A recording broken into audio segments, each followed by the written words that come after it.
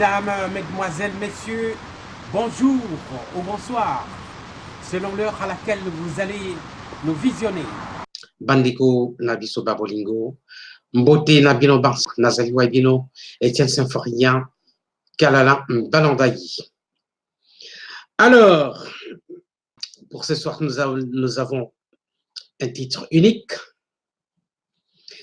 Quand le président Félix Tshisekedi hausse le ton à Matisi Mungongo, c'est-à-dire dans son entretien avec Radio France et Télévision France 24,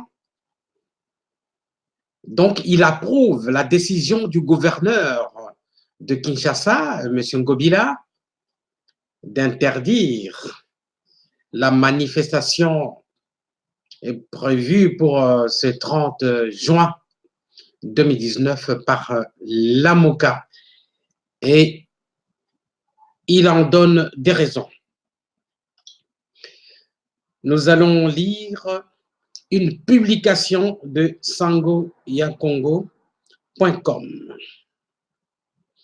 Félix Tshisekedi sur RFI et France 24.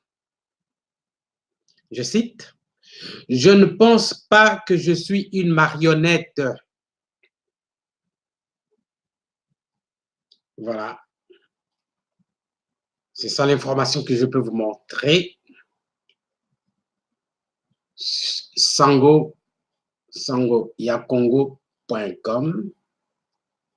Ce n'est pas très lisible, mais bon, je vais quand même lire ça pour vous, chers compatriotes. Et en janvier de la première transition pacifique du pays, le nouveau président de la République démocratique du Congo, Félix Tshisekedi, a durci le ton samedi comme jamais envers ses anciens alliés de l'opposition, interdit de marche dimanche à Kinshasa. Je ne pense pas que je suis une marionnette. Je suis pleinement président. Le chef de l'État a aussi justifié et détaillé son deal avec son prédécesseur et ex-adversaire Joseph Kabila dans son premier grand entretien accordé à Radio France Internationale RFI et France 24 depuis son investiture le 24 janvier. Il ne faut pas confondre démocratie avec anarchie ou diffamation. Félix Tshisekedi a visé en particulier les opposants de la coalition Lamoka qui contestent le principe même de son élection, à commencer par Martin Fayoulou. Le chef de l'État est tout à fait d'accord avec la décision du gouverneur pro-Kabila de Kinshasa d'interdire une marche à l'appel de 5 leaders de la coalition à Kinshasa dimanche, jour de la célébration du 59e anniversaire de l'indépendance du Congo. Il y a quelques jours, une manifestation a été autorisée et elle a donné lieu à des débordements, s'est-il justifié. Il faisait référence au retour à Kinshasa émaillé d'incidents de l'opposant Jean-Pierre Bemba, un des 5 cadres de l'AMOCA. On maintient la marche, a répété samedi soir à l'agence France Presse le coordonnateur de l'AMOCA à Kinshasa, Fidel Babala, un proche de Jean-Pierre Bemba. Tout attroupement de plus de 10 personnes sera dispersé, a prévenu le chef de la police de Kinshasa, Silvano Kasongo, dans un message consulté par l'AFP, Agence France Presse, sur les réseaux sociaux. Il n'y aura pas de répression. Les forces de sécurité sont formées pour maintenir la paix, a promis le chef de l'État, formé à l'école des cadres du parti historique d'opposition Union pour la démocratie et le progrès social UDPS, fondé par son père, Étienne Tshisekedi, en 1982. Avec son père mort le 1er février 2017, l'actuel chef de l'État a connu toutes les affres de la répression, de l'exil intérieur dans sa jeunesse jusqu'à l'interdiction des journées d'action de l'UDPS aux dernières heures du régime de l'ex-président Joseph Kabila à partir de 2016. Les temps ont changé. M. Fayoulou accuse depuis janvier le président Tshisekedi d'être une marionnette entre les mains de son nouveau partenaire Joseph Kabila, qui a conservé la majorité au Parlement. Nouvelle mise en garde présidentielle. Monsieur Fayoulou a le droit de s'exprimer à partir du moment où il ne diffame pas. Ça, c'est le président Félix Tshisekedi qui parle ainsi. Lors de cet entretien, le nouveau président est revenu longuement sur ses relations avec le président honoraire Joseph Kabila, qui, a-t-il assuré, n'est pas là pour me faire de l'ombre. Je veux le changement, mais alors radical, en mettant fin aux mauvaises habitudes telles que la corruption et l'impunité. Il n'y a rien qui m'empêche de le faire. Et soyez sûr que mon prédécesseur ne m'empêche pas de le faire, contrairement à ce que certains pensent, a-t-il insisté. Voilà, chers compatriotes, le président Tshisekedi hausse le ton. Trop, c'est comme pour dire trop beau, trop bon, trop couillon. Il est temps de tenir la verge, comme c'est écrit dans les livres des proverbes. Bon, on n'est pas à l'église, mais on peut penser à ça, que quand on ménage trop son enfant, il devient têtu. Donc, il faut parfois tenir la verge et frapper. Voilà. Je vais vous montrer sur un autre écran, un peu de façon artisanale, l'interview de Félix Tshisekedi par RFI et France 24. Attendez un instant, s'il vous plaît.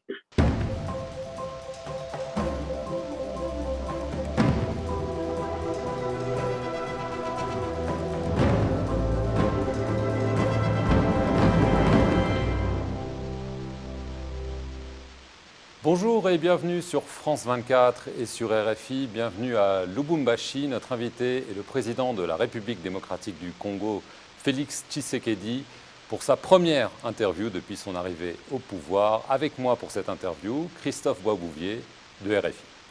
Monsieur le Président, bonjour. Bonjour, Monsieur Boisbouvier.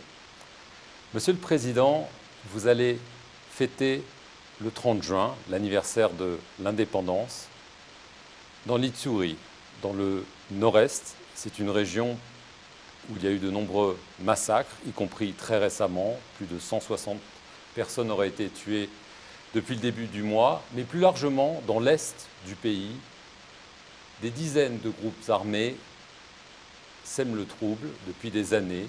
Alors au-delà du symbole d'aller là-bas pour cette date si symbolique, qu'est-ce que vous comptez faire pour éradiquer ce fléau des groupes armés ? Tout d'abord, je préfère le terme commémorer plutôt que fêter. Parce qu'il n'y a pas de raison de faire la fête pendant que un certain pan de la maison brûle. Ici, il y a lieu d'aller vers ces populations de nos compatriotes qui sont en détresse pour le moment. Et le but est de les réconforter, bien entendu, mais aussi de leur apporter des solutions. Et les solutions ici, je les vois à 3 niveaux.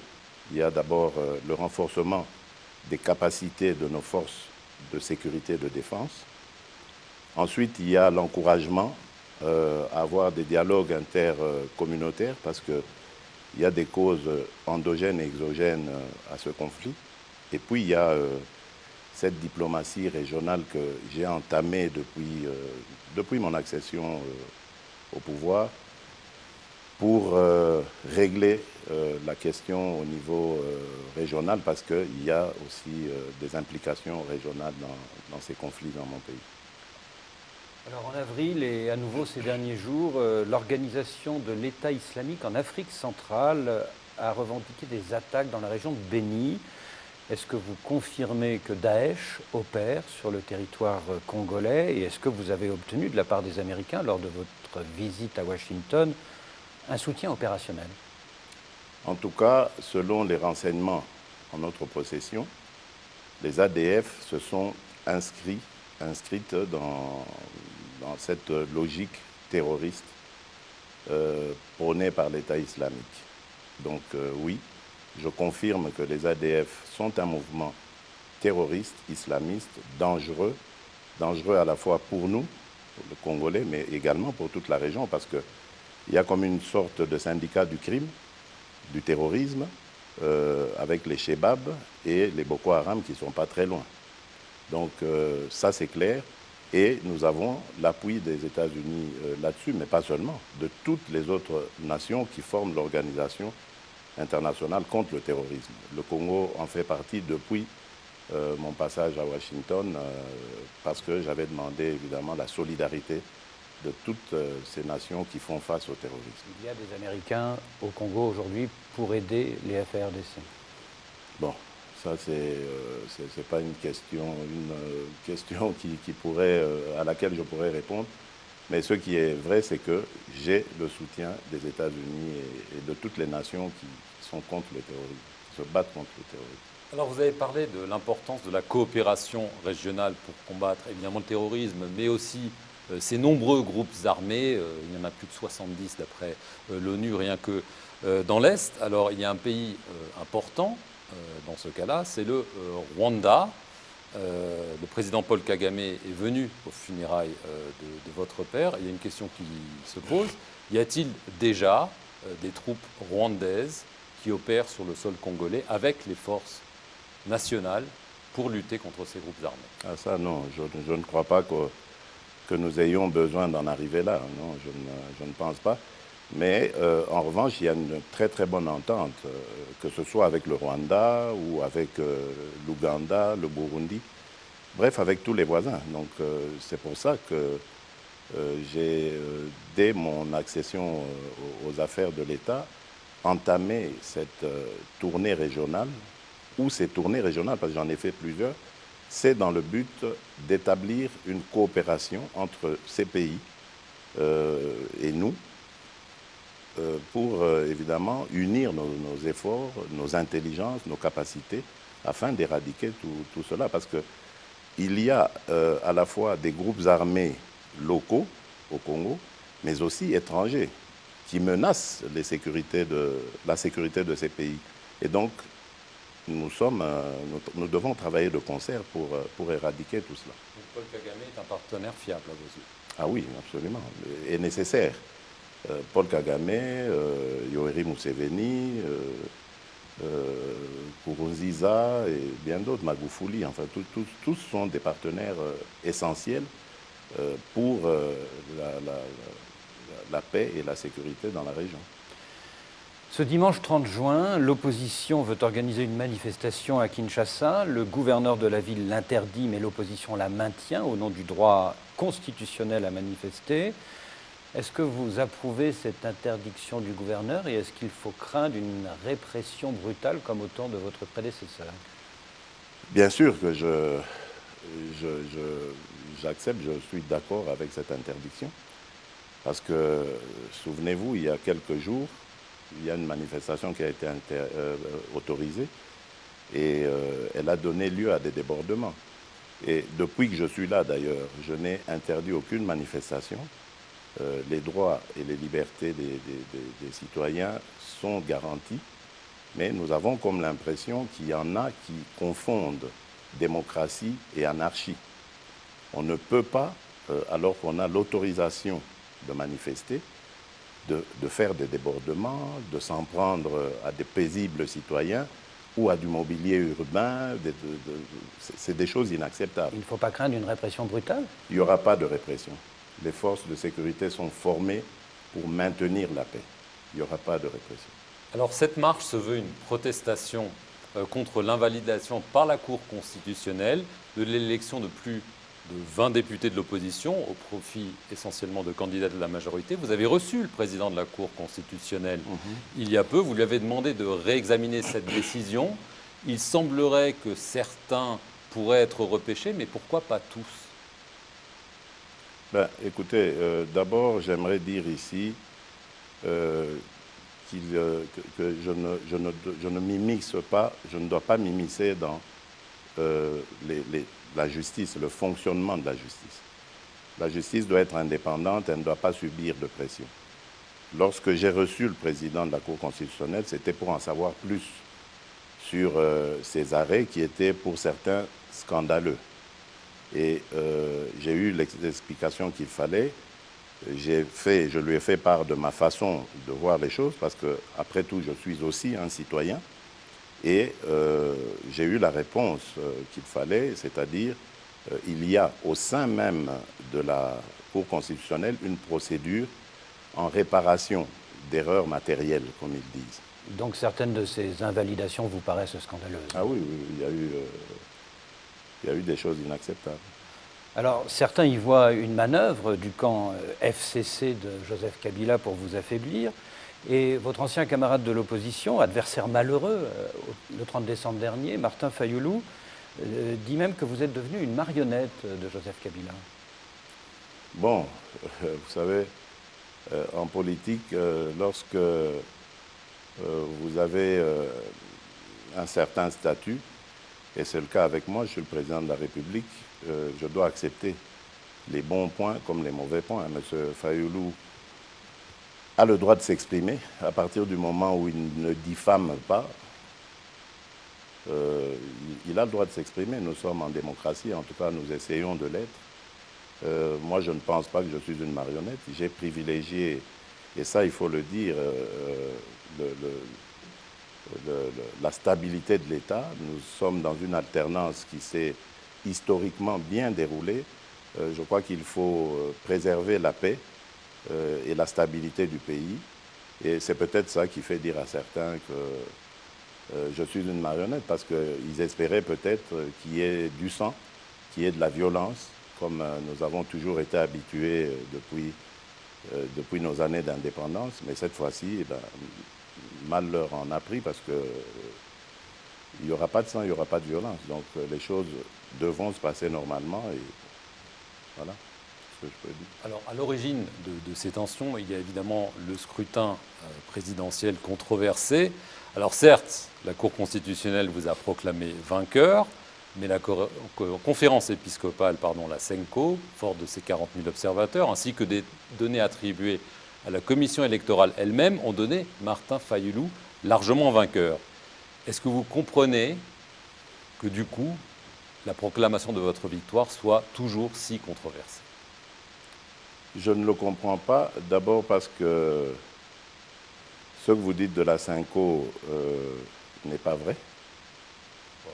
La CENCO n'a jamais démontré ce qu'elle a avancé. Il y a eu prétendument, il y a eu prétendument, il faudrait lui poser la question, il y a eu prétendument 44 000 observateurs de la CENCO, ce qui n'est pas vrai, puisque la CENI n'en a accrédité que 17 000. Et le jour même du scrutin, il y en avait 5 000 qui avaient été, un peu plus de 5 000, qui avaient été répertoriés sur l'ensemble du territoire. Donc ça veut dire que les chiffres que la CENCO donne, ou si elle les a réellement donnés, sont sujettes à caution. Ensuite, le candidat malheureux lui-même a eu mondialement l'occasion de démontrer qu'il avait raison, devant toutes les caméras du monde. Il n'a pas réussi à le faire. Pour moi, c'est passé. Aujourd'hui, d'ailleurs, je suis en très bon terme avec les évêques de la CENCO. Et ils ne sont plus revenus sur cette affaire. Regardons devant, c'est le Congo qui m'importe et plus rien d'autre. Comment expliquez-vous tout de même, Monsieur le Président, que les procès-verbaux de vote du 30 décembre n'aient jamais été publiés par la Commission électorale, alors que c'est pourtant la loi qui le stipule. Ça, il faut demander à la CENI. Nous avons nos propres PV, je vous l'ai dit, nous les avons confrontés avec ceux que certains observateurs de la CENCO avaient. Donc, nous, en tout cas, nous avions nos chiffres, nous étions prêts à aller partout et nous avons été à la Cour constitutionnelle avec ces chiffres-là. Nous avions attendu le contraire, il n'y a pas eu. Maintenant, la CENI, c'est aussi une institution à part. Moi, je ne peux pas répondre des faits de la CENI. En tout cas, mais c'est vrai qu'il y a eu toutes ces irrégularités, qu'on les appelle comme ça ou pas, constatées. C'est pour ça que je dis qu'à l'avenir, pour éviter cela, nous allons maintenant lancer le recensement et l'identification de la population. Cela nous mettrait à l'abri de ce genre d'erreurs regrettables. En tout cas, de nombreux pays africains, occidentaux ont émis de sérieux doutes sur la vérité des urnes. Le ministre français des Affaires étrangères a même parlé d'une espèce de compromis à l'africaine. Oui, mais rappelez-vous, en 2011 et même en 2006, où il y a eu 2 guerres dans la ville de Kinshasa, on a eu droit aux mêmes contestations. La vie ne s'est pour autant pas arrêtée. Oui. Ben, voilà, donc ça veut dire qu'il y a quelque part une raison pour laquelle les résultats sont toujours controversés. Et pour moi, c'est à cause du recensement qui n'a jamais eu lieu dans ce pays et de l'identification de la population. C'est pour ça que à certains moments, certains malins peuvent fabriquer des électeurs ou multiplier des électeurs en multipliant les enrôlements, etc. Mais ça, on compte l'éradiquer en passant par le recensement et l'identification de la population. Sinon, nous retomberons toujours dans ce genre de contestations qui sont regrettables et qui amènent parfois des débordements. Alors, je veux en venir à la situation actuelle. Lors d'une visite en Angola en février, vous avez évoqué un accord politique entre le FCC de Joseph Kabila et votre coalition Cash. Y a-t-il un accord entre vous? On ne le connaît pas. Y a-t-il un accord écrit, verbal, et qu'y a-t-il dans cet accord? Au départ, il y avait un accord verbal pour coaliser nos forces. Parce que la situation est inédite. On n'a jamais eu un président d'un autre bord politique et une majorité parlementaire différente. Et donc, ici, on s'est dit, OK, l'idée est là, on lève l'option de coaliser, d'autant plus que idéologiquement, nous avons une même sensibilité, c'est-à-dire social-démocrate. Maintenant, il faut se mettre d'accord sur le programme de gouvernement, sur la formation même de ce gouvernement, des hommes et des femmes qui vont le composer. Et c'est tout ça que nous sommes en train de faire actuellement. Au lieu de la cohabitation qui aurait été assez, moi je pense, dramatique pour notre pays, parce que jamais vécu, nous avons opté pour la coalition parce que, comme je le disais, nous avons une même approche idéologique. Donc, ce serait beaucoup plus facile de coaliser nos forces. Et donc, c'est dans cela. Donc, le reste, cette spéculation qui prétend à dire qu'il y a eu des arrangements, qu'il y a eu des deals. Oui, si deal il y a que ce deal de mettre nos forces ensemble, c'est tout. Et le reste, il sera écrit. Il est en train de l'être. Oui, il sera écrit. Depuis votre élection, vous avez libéré plusieurs prisonniers politiques, comme un grand ami de votre père, Diomi Dongala. Vous avez limogé le chef de l'ANR, les services secrets. Vous avez permis le retour de Moïse Katumbi, qui, chacun sait, est l'ennemi intime de Joseph Kabila. Est-ce que ça a été difficile? Est-ce que vous avez dû être très, très persuasif avec votre prédécesseur? Non, mais nous sommes 2 hommes d'État, donc on ne peut pas s'empêcher d'en parler. Mais il n'est pas là pour me faire de l'ombre. On en parle parce que d'un côté, j'ai besoin de ces expériences vécu sur certains ou dans certains domaines. Et de l'autre, il a aussi besoin d'une certaine assurance aussi de ma part, au nom de la stabilité et de la continuité de l'État. Donc forcément, il faut qu'on échange. Alors, il y a quand même des sujets qui fâchent entre le camp Kabila et le vote, et notamment les nominations au poste clé. Pour le poste de Premier ministre, vous avez refusé plusieurs personnalités, sans doute parce qu'elles étaient trop proches de lui avant de donner votre accord pour Sylvestre Ilunga. Pour la direction de 2 grandes sociétés d'État, la GECAMIN, la Société des chemins de fer, vous avez pris des ordonnances qui ont déclenché la colère du FCC de Joseph Kabila, même provoqué des affrontements entre vos partisans. Est-ce à dire que vous avez l'impression que dans son camp, certains aimeraient que vous soyez un petit peu l'équivalent de la reine d'Angleterre? Bonne question.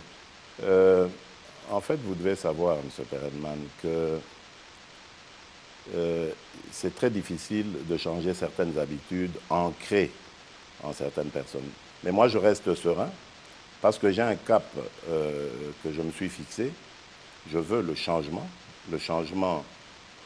mais alors radical, en mettant fin aux habitudes, aux mauvaises habitudes telles que la corruption, telles que l'impunité. Donc, et ça, je suis déterminé. Il n'y a rien qui m'empêchera de le faire. Et soyez-en sûrs, mon prédécesseur ne m'empêche pas de le faire, contrairement à ce que certains pensent. Donc voilà, il n'y a pas de souci de ce côté. Depuis 5 semaines, vous avez donc un Premier ministre, c'est Sylvestre Ilunga, mais vous n'avez toujours pas de gouvernement, alors qu'on va arriver à bientôt 6 mois de présidence. Quand est-ce que celui-ci sera-t-il formé? Est-ce qu'il le sera avant la fin programmée de la session extraordinaire du Parlement, c'est-à-dire avant la mi-juillet? Bon, d'abord, ce que j'aimerais dire, c'est qu'on arrête une bonne fois pour toutes de stigmatiser le Congo comme si nous étions le seul pays au monde où il y a eu plusieurs semaines sans gouvernement. Hein. Je vous rappelle que même dans des pays à tradition démocratique comme la Belgique, que je connais très bien, ou l'Allemagne par exemple, il y a eu aussi des mois et des mois sans gouvernement. Donc ça, ce n'est pas du tout un cas unique au Congo. Ensuite, je vous dirais que ce qui se passe, c'est simplement le fait, comme je vous ai dit, de certaines habitudes qui s'étaient installées et de certains réflexes que les uns et les autres ont gardés. Mais l'essentiel est d'avancer et nous avançons. Nous avançons vers le dénouement. Il y aura bientôt un gouvernement. À quel moment exactement, je ne sais pas, parce que ces discussions, c'est vraiment poste pour poste, individu sur individu. Enfin, bon, ça avance à petits pas. Mais l'essentiel est d'aller vers l'objectif et je suis sûr que nous atteindrons cet objectif. Mais vous savez ce que disent tous les Congolais. Le camp de Joseph Kabila réclame pour les ministres le même ratio que pour les députés, c'est-à-dire 80% des postes, alors que vous dites « je suis le président, j'en revendique la moitié ». Ce ne sera pas 80%, ce ne sera pas la moitié non plus. Ce sera entre les deux. Entre les deux. Alors, est-ce que vous exigez des ministères régaliens, c'est-à-dire l'intérieur, la défense, la justice? C'est normal, non? Pour vous. Donc, et ça, c'est acquis? Ça, vous l'avez obtenu? Lorsque vous dites pour moi, c'est-à-dire je dois avoir un droit de regard et de désignation, oui. Mais ça ne veut pas dire pour votre parti, forcément. Mais non, puisque maintenant, nous allons coaliser nos forces. Donc, ça veut dire que nous serons d'une même famille politique, grosso modo. Et donc, que ce soit l'un ou l'autre, peu importe, l'essentiel étant qu'il soit choisi par le président, parce que le président de la République est le garant de la nation et de son bon fonctionnement. Et donc, je dois avoir des appréhensions positives sur les animateurs de ces ministères régaliens, c'est clair. Donc, très brièvement, là, vous êtes mis d'accord sur la répartition des postes, mais c'est les noms qui manquent, là. Entre autres. L'ancien secrétaire d'État américain Herman Cohen estime que votre mariage avec Joseph Kabila ne durera pas plus d'1 an. Est-ce que c'est envisageable? Est-ce que si la situation est bloquée, vous seriez prêt à dissoudre l'Assemblée l'année prochaine, comme la Constitution vous en donnera le droit? Écoutez, nous n'en sommes pas encore là et ne soyons pas les prophètes de malheur. Moi, je souhaite tout le bien possible à mon pays et ce scénario, je ne l'envisage pas du tout parce que je crois que nous sommes entre compatriotes et nous voulons, je pense encore là, le bien de nos compatriotes, de notre peuple.